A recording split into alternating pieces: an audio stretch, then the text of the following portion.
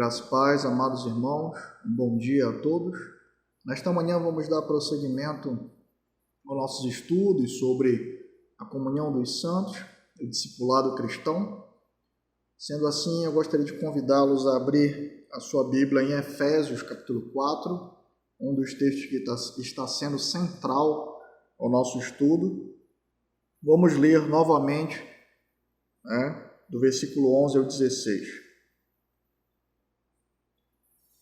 Efésios 4, 11 ao 16.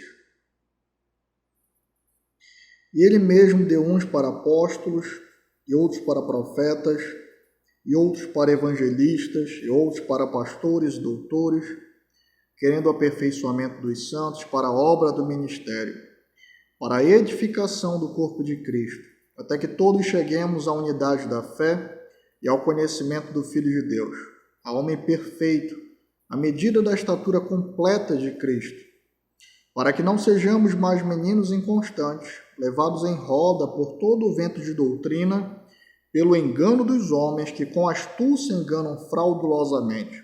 Antes, seguindo a verdade em amor, cresçamos em tudo naquele que é a cabeça, Cristo, do qual todo o corpo bem ajustado e ligado pelo auxílio de todas as juntas, segundo a justa operação de cada parte, faz o aumento do corpo para a sua edificação em amor. Vamos ao nosso Senhor em oração. Pai amado e eterno, bendito Deus, suplicamos o Teu auxílio nesta manhã para a compreensão da Tua palavra. Senhor, haja em nós o Teu Santo Espírito, nos iluminando e gravando as verdades, Senhor, sobre as quais nos debruçaremos nesta manhã. Tu nos ensine, Pai, sobre a dependência, Senhor, que os membros do corpo de Cristo possuem um dos outros, a dependência que nós possuímos do nosso Senhor Jesus. E, ó Deus, nos ajuda a crescer em verdade, Senhor, Deus, em amor, sendo aperfeiçoados, Senhor, crescendo em amadurecimento na prática da humildade e do cuidado mútuo. É o que nós te suplicamos em Cristo Jesus, desde já te agradecemos, Senhor. Amém e amém. Queridos, nós vamos dividir o nosso estudo desta manhã em 3 partes. Primeiramente, dependência de Cristo, dependência do corpo de Cristo e a prática da humildade. Vamos então iniciar sobre a dependência do Senhor Jesus Cristo. É interessante que antes de Paulo chegar nesse texto, no qual nós estamos nos debruçando há alguns domingos, sobre a unidade do corpo e a organicidade do corpo de Cristo, Paulo ele inicia o capítulo 1 e o capítulo 2 dizendo que todas as bênçãos que nós temos, nós recebemos no Senhor Jesus Cristo e unicamente pela obra dele. Na verdade, é exatamente esse o tratamento do capítulo 1, de que nós temos toda a sorte de bênçãos espirituais em Cristo Jesus.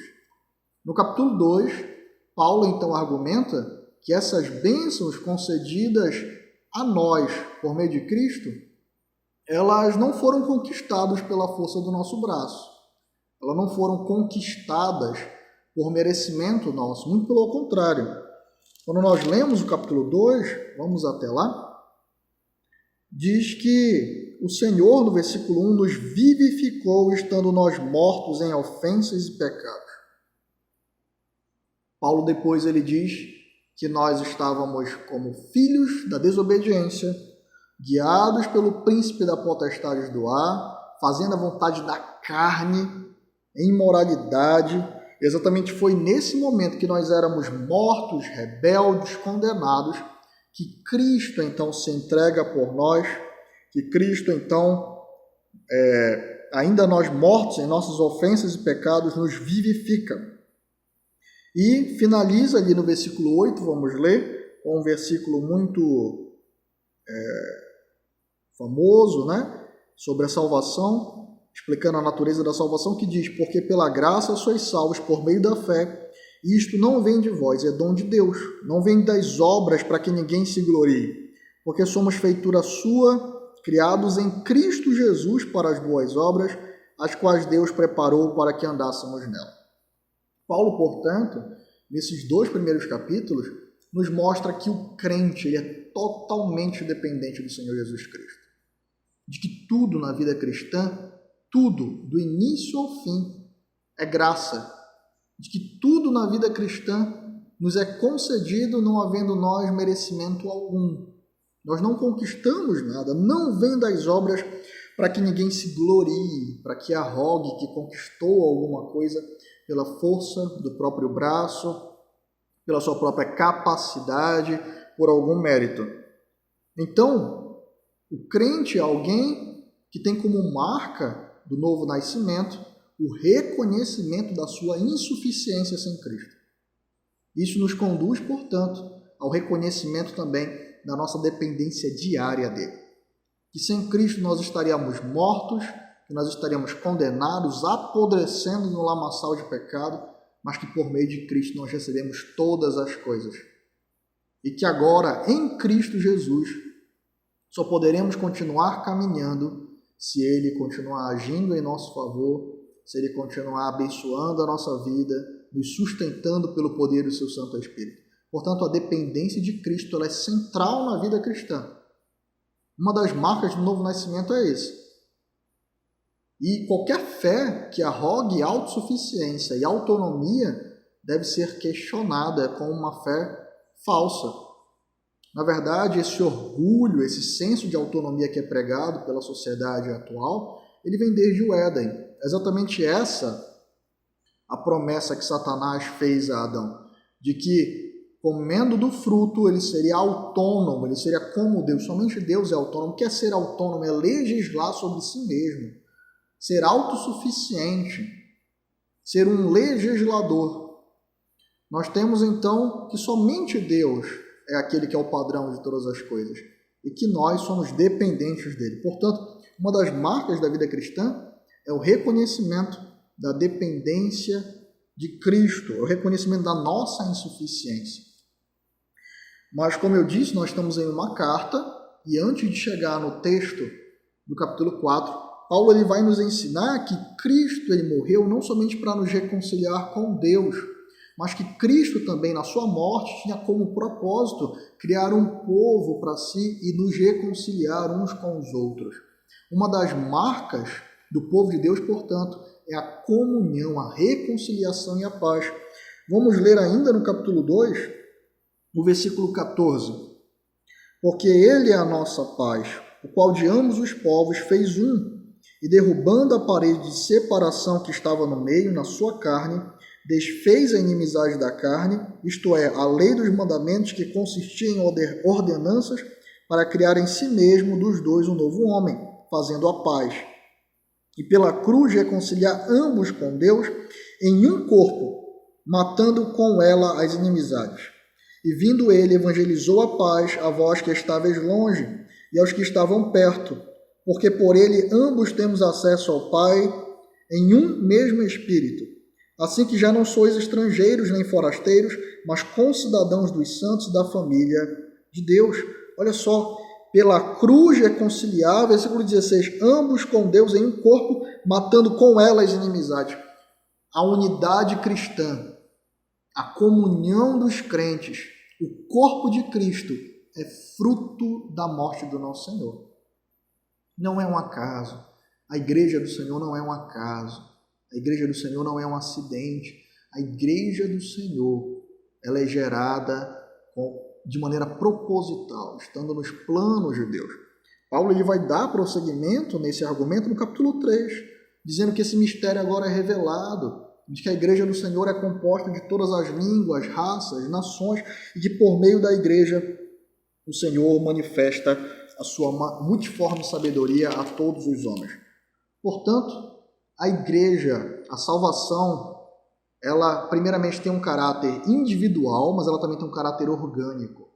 Ela tem um caráter individual, mas ela tem um caráter comunitário.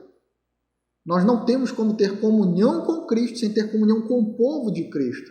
Nós vemos que o Senhor não somente nos redime individualmente, mas Ele também nos redime comunitariamente. Ele tem um povo seu. O Senhor nos redime individualmente e nos insere em comunhão com Ele e em comunhão com o povo em Cristo, nos unindo ao seu Filho. A metáfora que Paulo ele utiliza muito e que ganha muita força aqui é corpo. Significa então que quando nós somos unidos a Cristo, nós também estamos unidos ao seu corpo. E quem é o corpo de Cristo? Todos os santos. Todos os santos. Isso é representado de maneira mais imediata na igreja local. Paulo ele explica isso. Portanto, Paulo construindo esse argumento, do versículo 14 ao 21 no capítulo 3, ele ora para que a igreja experimente, reconheça isso, que agora eles estão unidos uns com os outros, e experimente de amor, da profundidade do amor de Cristo, da plenitude de Deus. Vamos ler o versículo 17 aqui do capítulo 3, onde Paulo está fazendo a sua oração pela igreja, e ele diz: para que Cristo habite pela fé nos nossos corações, a fim de, estando arraigados e fundados em amor, poderdes perfeitamente compreender com todos os santos qual seja a largura e o comprimento e a altura e a profundidade, e conhecer o amor de Cristo, que excede todo o entendimento, para que sejais cheios de toda a plenitude de Deus. Paulo está orando, então, para que organicamente a igreja experimente disso. A oração dele é pelos santos, é para que os santos em comunhão, eles venham, então, a reconhecer esse mistério, essa dádiva que Cristo nos dá, que é o seu povo. Essa unidade que Cristo nos fornece com ele e com toda a Trindade Santa por meio dele, mas também uns com os outros. Cristo quebrou os efeitos do pecado no que tange a inimizade contra Deus, mas também no meio do seu povo não permanece mais inimizade. Ele destruiu a inimizade que havia entre os homens, entre o seu povo santo, entre aqueles que estão redimidos em Cristo. Paulo, então, ainda utilizando a metáfora do corpo, diz que essa unidade que nós experimentamos, ela está muito além do que nós podemos imaginar. No capítulo 4, ele diz: então eu imploro a vocês, entendendo isso, que nós somos redimidos individualmente e que essa redenção, ela também tem um caráter comunitário, nós somos unidos a Cristo e ao seu corpo, e que nesse corpo o Senhor ele manifesta a sua multiforme sabedoria e promove o aperfeiçoamento dos crentes. Paulo faz um apelo no capítulo 4. Rogo-vos, pois eu, preso do Senhor, que andeis como é digno da vocação com que foste chamados, com toda a humildade, mansidão, longanimidade, suportando-vos uns aos outros em amor, procurando guardar a unidade do Espírito pelo vínculo da paz. Há um só corpo, um só Espírito, como também foste chamados em uma só esperança da vossa vocação, um só Senhor, uma só fé, um só batismo, um só Deus e Pai de todos, o qual é sobre todos e por todos e em todos vós. Paulo, então, mostra que nós fomos inseridos em uma unidade magnífica e harmônica com Deus e uns com os outros, e que nós temos como dever, como obrigação, lutar pela defesa dessa unidade, batalhar e viver por guardar essa unidade, exercitando virtudes para isso, a humildade, a longanimidade, a mansidão, o amor. Nós vamos considerar isso no último ponto. Mas observem que a metáfora do corpo e a metáfora de que nós somos, então, membros desse corpo, nos remete ao que nós estamos considerando hoje, dependência. Não existe independência entre os membros do corpo. Eles não são autônomos, eles não são suficientes em si mesmos. Se nós somos membros do corpo de Cristo, logo, esse é o nosso segundo ponto. Nós também somos dependentes uns dos outros. É exatamente isso que Paulo está explicando do versículo 11 ao 16. Que assim como num corpo, cada membro, os dedos, a mão, os olhos, os ouvidos, eles têm habilidades, eles têm características próprias e todos eles cooperam para o bem do corpo e para o bem uns dos outros. E cada um depende uns dos outros para que o corpo ele esteja saudável, funcionando. Assim também os membros do corpo de Cristo, eles dependem uns dos outros. Portanto, nós somos dependentes de Cristo, mas também nós somos dependentes uns dos outros. Essa é uma verdade magnífica, porque lutar pela igreja não deve ser visto somente como uma obrigação do crente, mas como uma dádiva. O Senhor está dizendo que nós não estamos sós, de que Ele nos uniu com o Seu Filho, de que nós experimentamos do poder, da graça, da capacitação do Seu Filho, mas Ele também nos uniu em uma família e nos uniu em um corpo. Nós estamos cooperando juntos, fortalecidos. Nós devemos exatamente atuar um em favor dos outros. Mas precisamos reconhecer que a vida cristã ela não se desenvolve, ela nunca vai atingir a sua maturidade, ela nunca vai atingir a plenitude do poder de Deus, de experimentar o amor de Cristo, da profundidade do amor dele, longe do corpo, de maneira individual. Portanto, o isolamento, a indiferença à comunhão é tão estranho como se a nossa mão ela vivesse fora do nosso corpo. Ninguém consegue pensar isso. Se a mão de alguém ela é retirada do seu corpo, ela vai apodrecer e ela vai morrer. Portanto, aqueles que têm defendido uma total indiferença para com a comunhão do corpo de Cristo, aqueles que têm caminhado com um coração que está contaminado pelo orgulho e que se consideram autossuficientes, eles, na verdade, demonstram, dão prova de uma fé que provavelmente não é genuína. A marca do novo nascimento não é só uma dependência de Deus, mas a marca do novo nascimento também envolve o reconhecimento da dependência do corpo. E por que então algumas pessoas elas não reconhecem isso? Paulo explica no capítulo 4 que algumas virtudes precisam ser desenvolvidas para que nós consigamos viver a vida cristã de maneira madura. Quando nós vamos aqui ao versículo 1 e 2, Paulo diz: Rogo-vos, pois eu, preso do Senhor, que andeis como é digno da vocação com que fostes chamados, com toda humildade e mansidão, com longanimidade, suportando-vos uns aos outros em amor. A resposta de Paulo é que algumas pessoas elas se consideram muito autossuficientes porque elas estão tomadas de orgulho e de soberba, elas não são humildes. Paulo está dizendo que o crente precisa desenvolver a humildade, precisa praticar a humildade, e somente assim ele vai ser amadurecido. E quanto mais ele amadurece, mais ele reconhece a dependência de Cristo e do corpo do Senhor Jesus Cristo. É interessante que toda vez que Paulo vai falar sobre a unidade do corpo, não somente ele, como Pedro também, eles vão exatamente tocar na necessidade do desenvolvimento, do cultivo da humildade no coração, para que nós possamos experimentar, então, dessa dádiva da comunhão com a igreja, desse reconhecimento da dependência do corpo de Cristo. Vamos olhar alguns textos para ver isso e também definir de uma maneira mais objetiva e concreta o que é a humildade. Vamos até Filipenses, no capítulo 2. Filipenses, capítulo 2, onde Paulo também está tratando desse tema da unidade dos santos, da comunhão dos santos. Ele diz no versículo 1: Portanto, se há algum conforto em Cristo, se há alguma consolação de amor, se há alguma comunhão no Espírito, se há alguns entranháveis afetos e compaixões, completai o meu gozo para que sintais o mesmo, tendo o mesmo amor, o mesmo ânimo, sentindo uma mesma coisa. Nada façais por contenda ou por vanglória, mas por humildade. Cada um considere os outros superiores a si mesmo. Não atente cada um para o que é propriamente seu, mas cada qual também para o que é dos outros. Paulo então diz que um dos aspectos da humildade é o reconhecimento do outro como superior a si mesmo, mas isso envolve uma visão baixa de mim mesmo. Esse é o primeiro aspecto da humildade. Ele tem dois aspectos aqui. Primeiramente, me reconhecer, ter uma visão baixa de mim mesmo, uma visão realista das minhas falhas, dos meus pecados, dos meus problemas, da minha insuficiência. E o segundo aspecto é o serviço.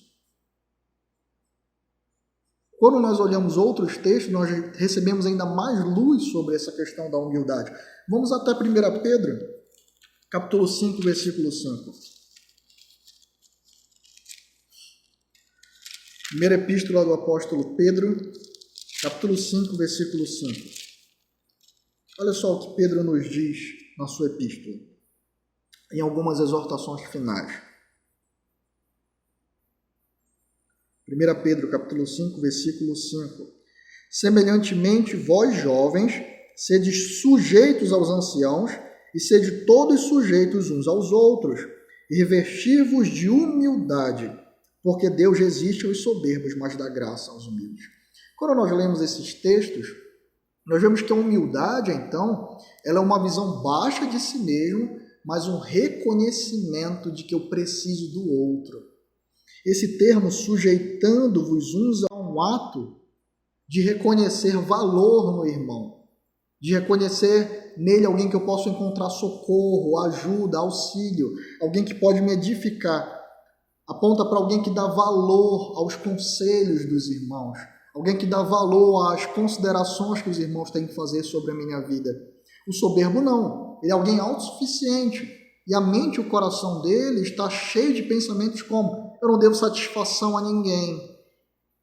Está cheio de pensamentos como: eu não preciso de ninguém, eu dependo somente de Deus. Não me interessa o que os outros pensam. Mas ele está falando sobre a igreja do Senhor. Isso é contraditório.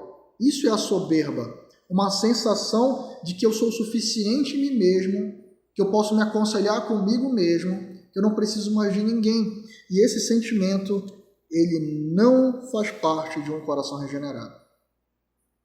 É isso que Paulo está argumentando. Muito pelo contrário. É interessante que Paulo ele está dizendo aqui que somente por meio desse reconhecimento de dependência de Cristo e de dependência do povo de Cristo é que eu alcanço a maturidade. Portanto, a maturidade cristã ela é marcada pela humildade e pelo reconhecimento da insuficiência de si mesmo, da necessidade de Deus e do seu povo. É interessante que dentro da humildade nós vemos que nós temos esse primeiro aspecto, então, do reconhecimento da nossa dependência dos outros e depois o aspecto do serviço. Por quê? Porque você não vai conseguir servir aos outros se você não reconhecê-los como dignos e superiores a si mesmo. O que Paulo está explicando é que assim como o coração do soberbo, ele é marcado por um pensamento alto de si, de suficiência, de que eu não preciso de ninguém, de que eu já conheço todas as coisas, de que os irmãos eles não têm valor algum para a minha edificação, o soberbo também é marcado por um senso de insensibilidade, falta de compaixão, falta de percepção da necessidade do outro. Portanto, somente entendendo a nossa dependência dos outros e mantendo uma postura humilde é que nós estaremos aptos para servir no corpo de Cristo. Nós temos então agora, como último ponto, aspectos práticos para que nós desenvolvamos então a humildade. Primeiramente, considere a si mesmo à luz das Escrituras. Existem alguns movimentos de autoajuda, de exaltação do ego, que eles são malditos para a igreja. Eles pregam que o homem ele é bom o suficiente em si mesmo, de que nada ele precisa, de que ele é um campeão, um vencedor, de que o ego dele precisa ser ratificado, precisa ser confirmado. E esse tipo de mensagem só tem feito mal à igreja do Senhor, tem gerado pessoas individualistas, insensíveis e egoístas. Mas quando nós olhamos para a Escritura, é exatamente isso que Paulo fez antes de nós chegarmos ao assunto da igreja, e nos mostrou como nós éramos insuficientes, somos pecadores, como antes do Senhor agir em nosso favor nós estávamos mortos no lamaçal do pecado, como ainda hoje nós somos falhos e cheios de debilidade. Portanto, primeiramente, olhe para si mesmo à luz das Escrituras. Não busque conselho ou construir uma visão de si mesmo à luz da voz dos homens ou de Satanás, que vai dizer para você que você é autossuficiente. Segundo aspecto prático do desenvolvimento da humildade, reconheça o seu pecado. Nós estamos em um momento de suspensão das reuniões públicas e congregacionais em todo o país. Como é que seu coração está diante disso? Ele está triste, exatamente por causa desse afastamento que os santos eles tiveram da sua reunião congregacional, da ordem do Senhor para congregacionamento público? Ou ele está satisfeito e contente em somente assistir os nossos estudos pela internet, somente assistir as pregações pela internet? Tem gente até fazendo ceia e batismo pela internet, isso é um absurdo. Será que seu coração está contente com isso ou será que ele está triste? Será que você tem sentido falta dos outros irmãos ou não fez diferença nenhuma para você as igrejas estarem suspensas? Olhe para o seu coração. Se você tem essas marcas de ausência de amor pelos irmãos, a ausência da necessidade dos outros crentes, se você não sente falta da comunhão da igreja, se você não sente falta das reuniões públicas, se você não tem ligado para ninguém, buscado saber como seus irmãos estão, se você não tem se preocupado com os outros, com aqueles que estão em grupo de risco, por exemplo, com os outros irmãos, como é que está a fé deles, se eles estão conseguindo, os telefones não foram cortados, o WhatsApp está funcionando e todos estão utilizando redes sociais, você tem buscado ver como seu irmão se encontra e também você tem estado apto e buscado socorro nos seus irmãos da igreja, você tem compartilhado com ele temores, você tem compartilhado com eles problemas, tem pedido oração. Tem gente que não consegue pedir oração ao irmão. Se você está passando por esses sintomas, João diz que aquele que não ama o seu irmão, que não sente falta do corpo de Cristo, tem um testemunho contrário ao novo nascimento.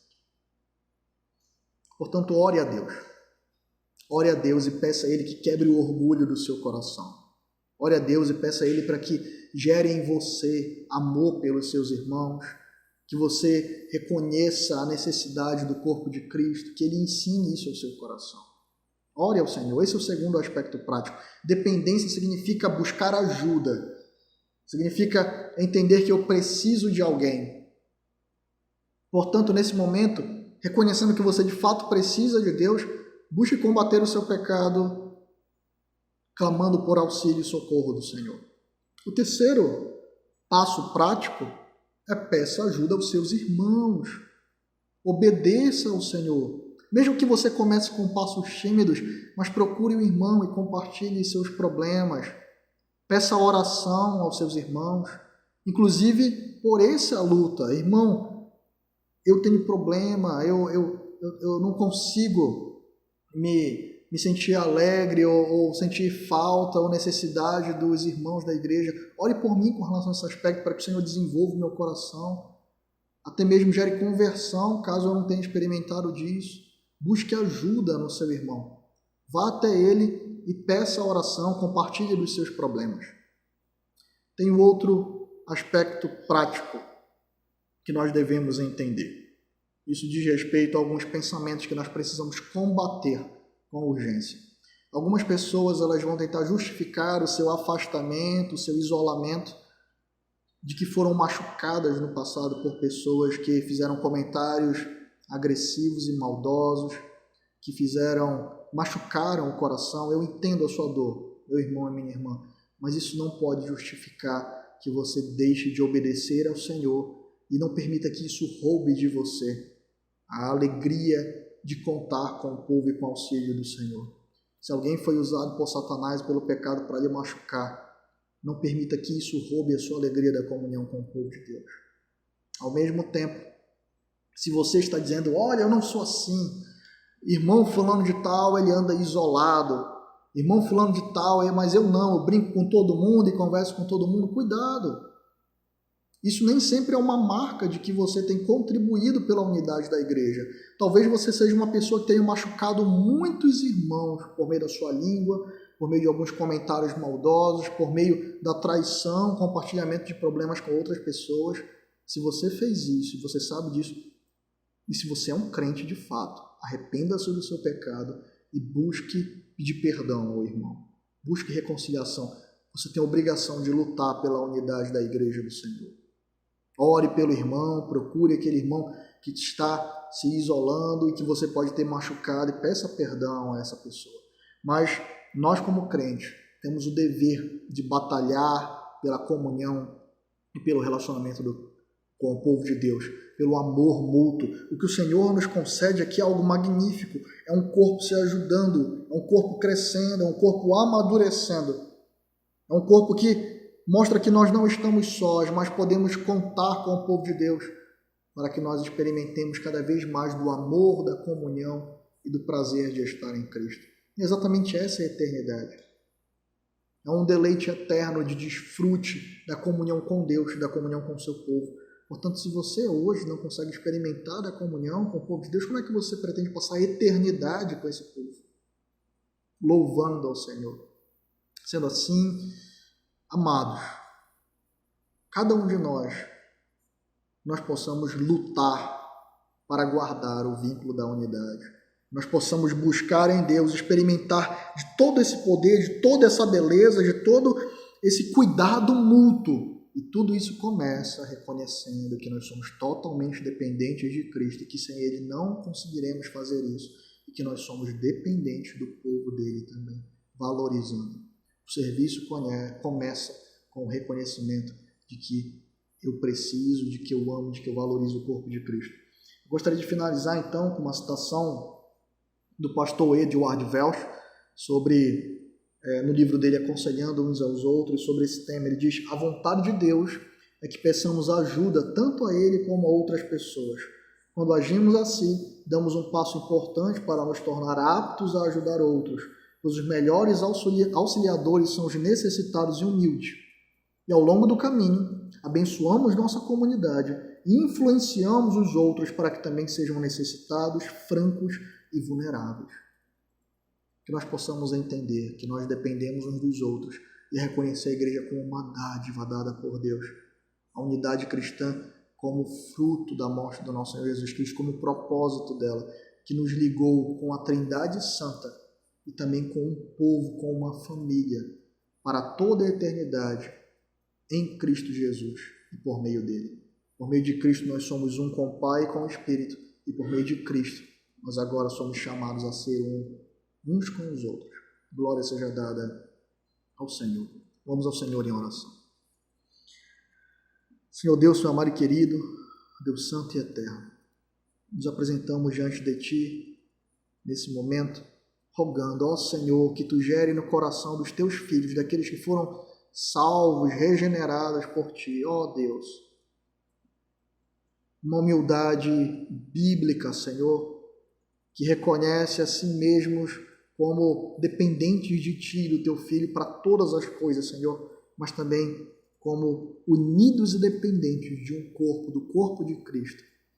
Corpo por meio do qual o Senhor age, aperfeiçoando cada membro, ó Deus, até que nós cheguemos à plenitude. Essa é a promessa, Senhor, que nós só podemos experimentar de maneira comunitária em Cristo Jesus.